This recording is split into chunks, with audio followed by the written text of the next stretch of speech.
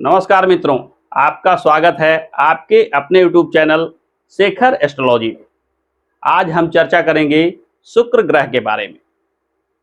शुक्र के शुभ प्रभाव से आपके जीवन में क्या लाभ प्राप्त होते हैं एवं शुक्र के अशुभ प्रभाव से जीवन में क्या हानि होती है, इस पर आज हम चर्चा करेंगे। और अंत में मैं बताऊंगा शुक्र के शुभ फल बढ़ाने के कुछ खास उपाय, जिससे जीवन में आ रही सारी समस्याएं समाधान हो जाएगी। तो आइए शुरू करते हैं शुक्र ग्रह की चर्चा।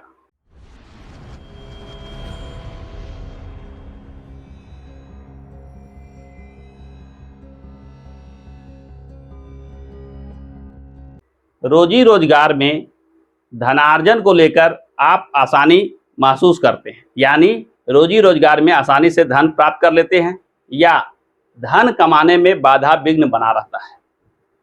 समाज में आप जहां भी जाते हैं प्रशंसा और प्रसिद्धि पाते हैं या लोग आपको नज़रअंदाज करते हैं। प्रेम मामलों में भी प्रेमी प्रेमिकाओं के बीच संबंध अच्छे हैं या प्रेम मामलों में बात नहीं बन पाती है। वैवाहिक जीवन सुखमय है या वैवाहिक जीवन में कटुतापूर्ण संबंध बन गया है, यानी वैवाहिक जीवन में कष्ट, दुख और आपस में लड़ाई झगड़े जैसे वातावरण बन रहे हैं। इन सारे प्रश्नों का उत्तर जानने के लिए हमें जन्म कुंडली में शुक्र की स्थिति देखना होगा। यदि आपके जन्म कुंडली में शुक्र की स्थिति शुभ है तो यह निश्चित मानिए कि शुक्र आपके जीवन में अनेक प्रकार के लाभ देता है। शुक्र को भौतिक सुख के कारक ग्रह माना गया है, साथ ही साथ कला, सुंदरता एवं आकर्षण का कारक ग्रह माना जाता है। जीवन में प्राप्त होने वाले ऐशो आराम, सुख सुविधा, धन संपदा इत्यादि चीजें शुक्र से संबंध रखता है, यानी जैसी शुक्र की स्थिति आपकी कुंडली में होगी उस प्रकार का जीवन स्तर आपका होगा। शुभ शुक्र होने से आपके जीवन में धन संपदा की कोई कमी नहीं रह जाती है। आपका जीवन ऐशो आराम से चलता है, साथ ही साथ जीवन में अनेक प्रकार के लाभ प्राप्त करते हैं। आप कोई भी कार्य धनार्जन के लिए प्रारंभ करते हैं, वहां आप आसानी से धन कमा लेते हैं।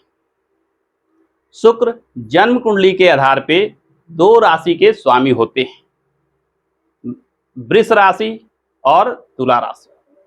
इन दोनों राशियों में यदि शुक्र हो तो इसे स्वगृही शुक्र कहा जाता है। शुक्र यदि स्वगृही होकर कुंडली में स्थित हो तो यह निश्चित मानिए कि शुक्र के शुभ प्रभाव आपको प्राप्त होंगे। शुक्र के स्वगृही होने के साथ साथ यदि शुक्र शुभ भाव में भी बैठा हो, जन्म कुंडली में केंद्र भाव और केंद्र त्रिकोण भाव, इन भाव को शुभ भाव माना जाता है, यानी कुंडली के पहला, चौथा, सातवां और 10वां भाव केंद्र भाव, साथ ही साथ पहला, 5वां और 9वां भाव केंद्र त्रिकोण भाव। इन भावों में स्वगृही शुक्र विशेष लाभ देता है, यानी शुक्र के जो फलाफल हैं वो विशेष रूप से प्राप्त होते हैं। शुक्र मीन राशि में उच्च का माना जाता है और शास्त्रों में कहा गया है कि स्वगृही से ज्यादा फलाफल उच्च ग्रही ग्रह देते हैं।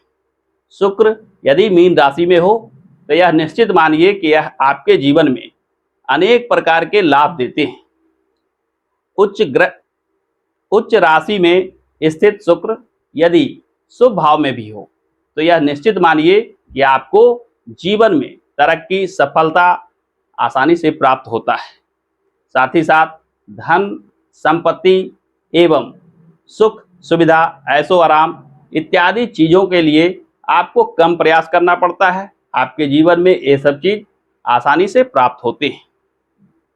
परंतु कभी कभी ऐसा देखा गया है कि शुक्र अशुभ स्थिति में कुंडली में हो जाता है, यानी जन्म कुंडली के अंतर्गत शुक्र इस स्थान पे, इस राशि पे बैठा हो जो अशुभ फल दे रहा हो, तो जीवन में अनेक प्रकार के कष्ट, दुख, खासकर भौतिक लाभ से जुड़े हुए कष्ट प्राप्त होते हैं।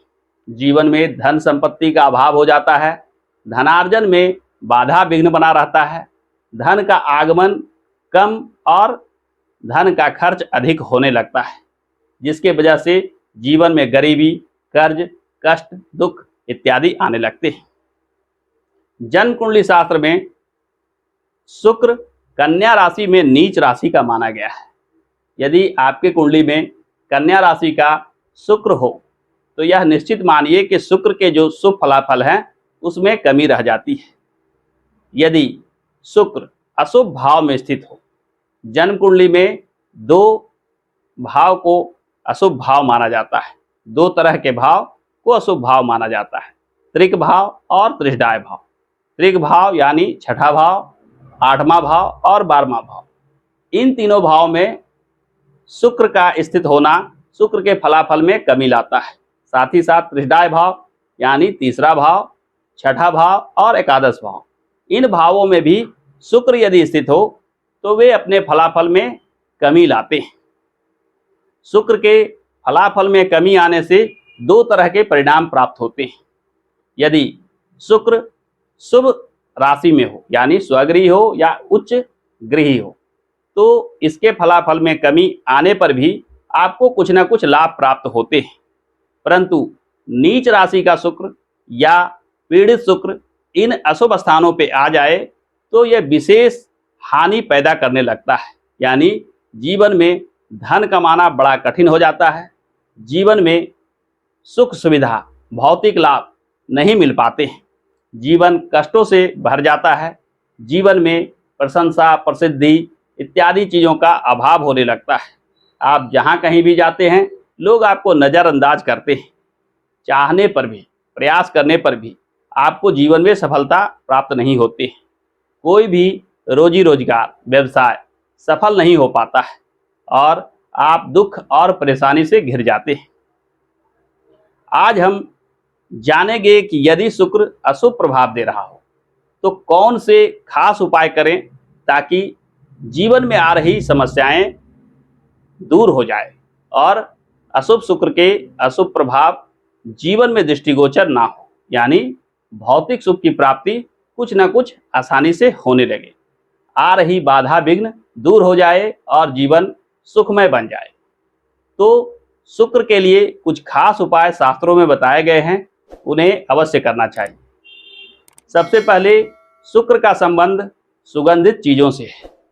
आपको अपने जीवन में, खाने में, साथ ही साथ लगाने में सुगंधित चीज़ों का प्रयोग करना चाहिए। यानी कुछ सुगंधित चीज़ों को खाने में प्रयोग करें, साथ ही साथ इत्र, सुगंध इत्यादि को शरीर में लगाने में भी प्रयोग करें। इस प्रयोग को करने से शुक्र के अशुभ प्रभाव दूर होने लगते हैं और शुक्र के शुभ फल प्राप्त होने लगते हैं। दूसरे उपाय के रूप में शुक्र का संबंध कुमारी कन्याओं से है। कुमारी कन्याओं से आशीर्वाद प्राप्त करना यानी उनका सेवा भाव करना भी शुक्र के शुभ फल को बढ़ाता है। जब भी हम कुमारी कन्याओं का सेवा भाव करते हैं, कुमारी कन्याओं के द्वारा आशीर्वाद प्राप्त करते हैं, तो यह निश्चित मानिए कि शुक्र के शुभ फल बढ़ने लगते हैं। शुक्र से जुड़े हुए पूजा पाठ, खास करके शुक्र स्तोत्र, शुक्र स्तवराज इत्यादि का वर्णन आता है। इनके पाठ करने से भी शुक्र के अशुभ फल धीरे धीरे कम होने लगते हैं। शुक्र से जुड़े हुए रत्न को भी किसी कुशल ज्योतिष से दिखवाकर धारण किया जा सकता है। यानी जन्म कुंडली में यदि शुक्र की स्थिति इस प्रकार की है कि शुक्र से जुड़ा हुआ रत्न धारण किया जा सकता है, तो शुक्र से जुड़े हुए रत्न या उपरत्न अवश्य धारण करें। इन उपायों को करने से शुक्र के अशुभ फल धीरे धीरे कम होने लगते हैं और जीवन में आ रही बाधा, विघ्न, कष्ट दूर होने लगते हैं और आप भी कुछ न कुछ भौतिक सुख प्राप्त करने लगते हैं। जीवन में धन संपदा बनने लगता है, जीवन में प्रशंसा, प्रसिद्धि प्राप्त होने लगता है। तो आज के चर्चा में इतना ही। फिर मिलते हैं ज्योतिष के किसी अन्य विषय के साथ। तब तक के लिए अनुमति दीजिए। आपसे अनुरोध है कि इस चैनल को देखिए, लाइक कीजिए, शेयर कीजिए और सब्सक्राइब जरूर कीजिए। धन्यवाद।